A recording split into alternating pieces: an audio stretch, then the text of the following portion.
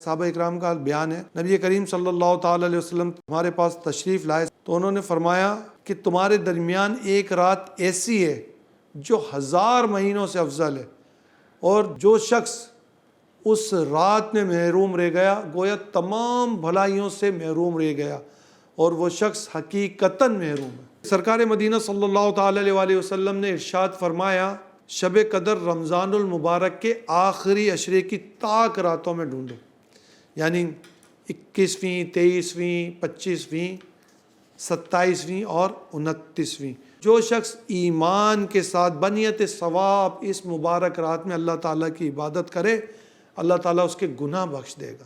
اور اس کی علامات کچھ اس طرح ہیں کہ یہ رات نہ زیادہ سرد ہوتی ہے نہ زیادہ گرم ہوتی ہے، اور اس رات میں سمندر کا کھارا پانی میٹھا ہو جاتا ہے، اور سورج بغیر شعاع کے طلوع ہوتا ہے۔ پوری رات میں شیاطین کو آسمان کے ستارے نہیں مارے جاتے۔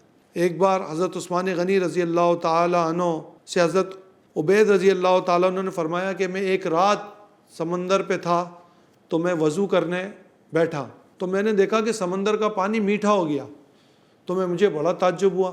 تو حضرت عثمان غنی رضی اللہ تعالیٰ عنہ نے فرمایا، بے شک یہ رات لیلۃ القدر ہوگی۔ کئی بزرگان دین رحمہم اللہ المبین کا فرمان ہے کہ یہ رات پورے سال گھومتی ہے، یعنی سال میں کوئی بھی رات ہو سکتی ہے۔ ایک مشہور بزرگ ابو الحسن عراقی رحمۃ اللہ تعالیٰ علیہ فرماتے ہیں، ایسا کبھی نہیں ہوا کہ میں نے شب قدر کو نہ پایا۔ وہ اپنا تجربہ عرض کرتے ہیں اور کہتے ہیں کہ اگر پہلا روزہ اتوار یا بدھ کو ہوا تو 29ویں شب، اگر پیر کا پہلا روزہ ہوا تو 21ویں شب، اور اگر پہلا روزہ منگل یا جمعے کا ہوا تو 27ویں شب، اگر پہلا روزہ جمعرات کا ہوا تو 25ویں شب، اور اگر پہلا روزہ ہفتے کا ہوا تو میں نے 23ویں شب کو شب قدر پایا۔ ہمارے غوث اعظم علیہ رحمۃ اللہ اکرم کا فرمان ہے کہ شب قدر 27ویں رات کو ہی ہوتی ہے۔